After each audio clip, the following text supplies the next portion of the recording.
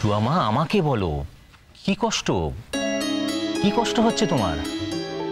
দেখো সবাই তোমার পাশে আছেন, মণিমা আছেন, জেঠু আছেন, তোমার বন্ধুরা আছেন, আমি আছি। কেন কেন কষ্ট হবে কেন তোমার? আমার কষ্ট হবে না? বিয়ের রাতে তো আমার স্বামী আমাকে ছেড়ে চলে গেছে।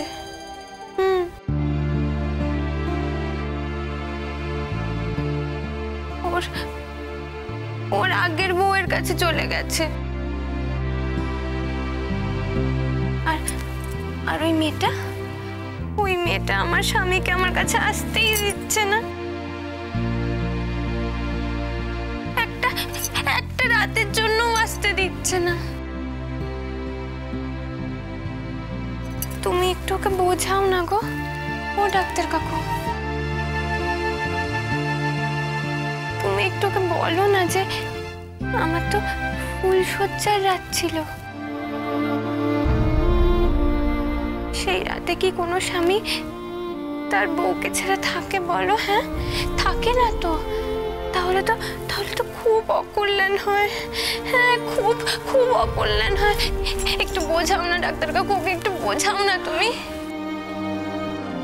আচ্ছা আচ্ছা আচ্ছা আচ্ছা, কান্নাকাটি করো না। আচ্ছা দেখো টুয়া, তুমি আমার কাছে কেন এসেছো? যাতে তুমি ভালো হয়ে যাও। আর আমিও তো দায়িত্ব নিয়েছি তোমাকে ভালো করে তোলার। না, আমি ভালো হব না যতক্ষণ না আমার বিক্রম আমার কাছে ফিরছে। আমি কিছুতেই ভালো হব না। বিক্রম তো তোমার কাছেই আছে, তাহলে ফিরে আসার প্রশ্ন উঠছে কেন?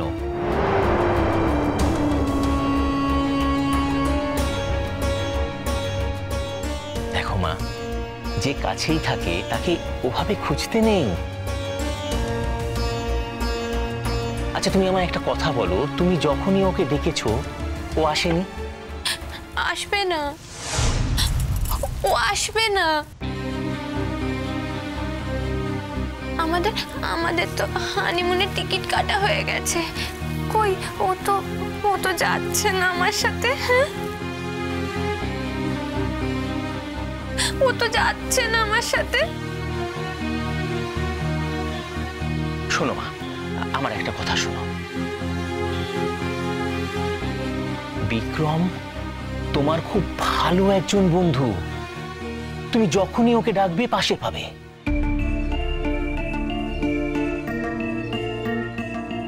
বন্ধুর থেকে বড় কিছু হয় না। দেখো, স্বামী স্ত্রীর সংসারে ঝগড়া হয়, হ্যাঁ, একে অপরের সঙ্গে কথা কাটাকাটি হয়, আলাদা হয়ে যায়। কেন? কেন? কারণ ওদের দুজনের মধ্যে চাওয়া পাওয়ার হিসেব থাকে। যখনই সেই হিসেবটা মেলে না, তখনই তারা সরে যায়। কিন্তু বন্ধু কখনো সরে যায় না, কারণ বন্ধুর ভালোবাসায় কোনো স্বার্থ থাকে না। একজন বন্ধু আরেকজন বন্ধুকে নিঃস্বার্থভাবে ভালোবাসে।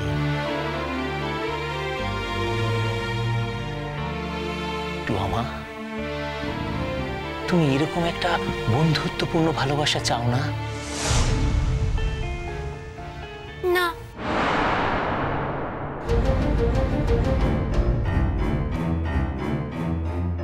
না না, আমি তোকে বিয়ে করেছি।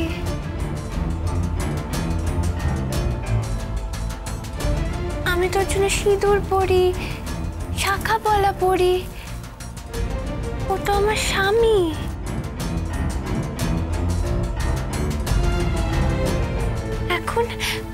এখন নতুন করে বন্ধুত্ব করবো কি করে? না না না না, সেটা তো হয় না, সেটা কিছুতেই হয় না। না না, হয় না, হয় না। ডাক্তার প্লিজ তুমি আমাকে বাঁচাও। এই বয়সে আমি আর এসব নিতে পারছি না। সবকিছু ঠিক ছিল, সবকিছু, শুধু এই মেয়েটার জন্য সবকিছু গন্ডগোল হয়ে গেল।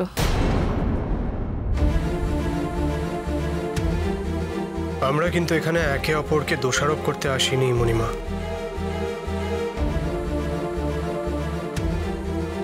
আমরা এসেছি যাতে টুয়ার চিকিৎসা হয়, ও যাতে ভালো হয়ে ওঠে।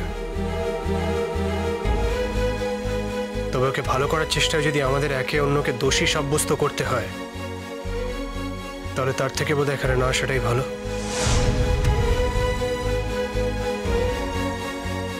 ইন দ্যাট কেস ভবিষ্যতে আপনি আমাকে আর এখানে ডাকবেন না স্যার।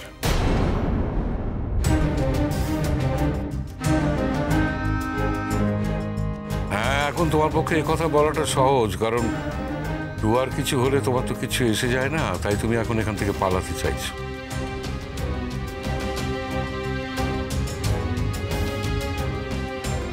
হ্যাঁ, আমি বলেছি বলে, আমার কথা এড়াতে পারোনি বলে, মানে আমার চাপে পড়ে এসছো আর কি।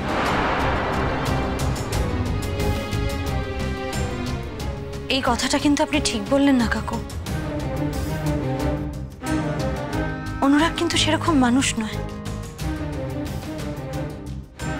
দেখুন, অনুরাগের যদি আসার ইচ্ছে না থাকতো, তাহলে ওকে কিন্তু এখানে কেউ আনতে পারতো না।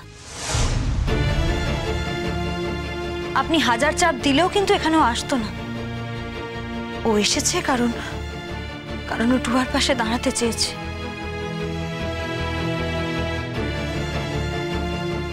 কারণ ও চায় টুয়া ভালো হয়ে যাক, তাইও এসেছে।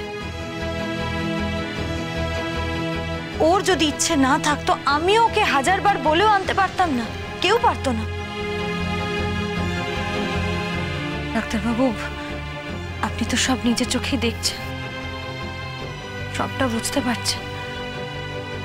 আমার সত্যি খুব অপরাধী লাগছে।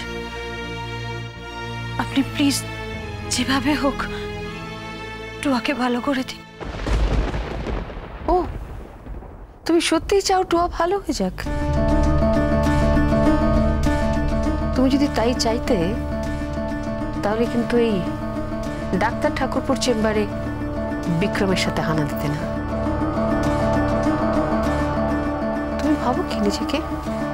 কি ভাবো? জোর করে সবকিছু পাওয়া যায় বুঝি? এই তোমার ভালোবাসার জোর? ভালোবাসি ভালোবাসি বলো সবসময়, ভালোবাসার প্রতি কোনো বিশ্বাস নেই। তুই কি ভাবলে কয়েক মুহূর্তের জন্য বিক্রম তোমার চোখের আড়াল হলেই বিক্রম বদলে যাবে? বিক্রম আবার তোমার সাথে সম্পর্ক তৈরি করবে? তাহলে তুমি আর কি করলে মা? তুমি তো কিছুই করতে পারলে না। এক সেকেন্ড মণিমা, এক সেকেন্ড। আমি আপনাকে আগেও বলেছি, আবারও বলছি, আর এবার শেষবারের মতো বলছি, মেঘলার যা প্রাপ্য নয় তা আপনি মেঘলাকে দেওয়ার চেষ্টা করবেন না।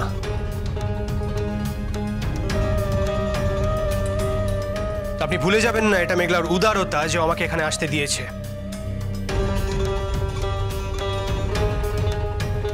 ও কিন্তু চাইলেই আমাকে আটকে দিতে পারত।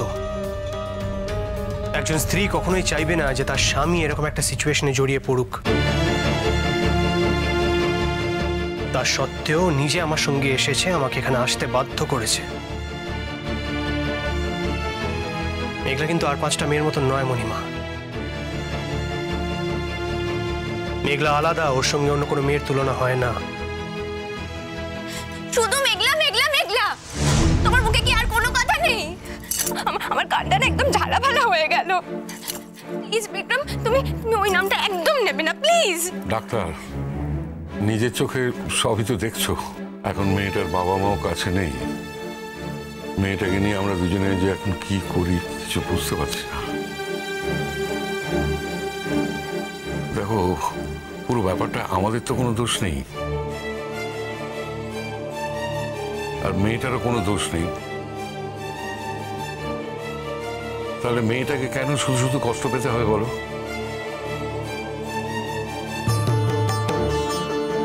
আমাদের কারোরই কোনো দোষ ছিল না স্যার। আপনি হয়তো ভুলে যাচ্ছেন সবটাই পরিস্থিতি। আমরা প্রত্যেকেই পরিস্থিতির শিকার। এনিওয়ে, আমরা যখন ডক্টরের কাছে এসেছি, আমার বিশ্বাস উনি আমাদের ঠিক করে গাইড করতে পারবেন। আমি নিজেও চাই টুয়া যাতে সুস্থ হয়ে ওঠে। তুমি চাও? চাও আমি ভালো হয়ে যাই? কত চাও তুমি, কত চাও?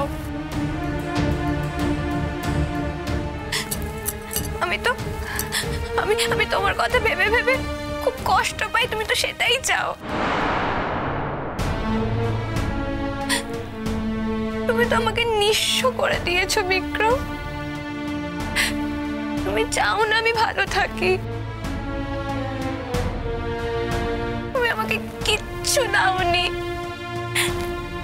আমাকে সংসার দাওনি, আমাকে শান্তি দাওনি, এমনকি একটা রাত অবধি আমার কাছে থাকোনি তুমি।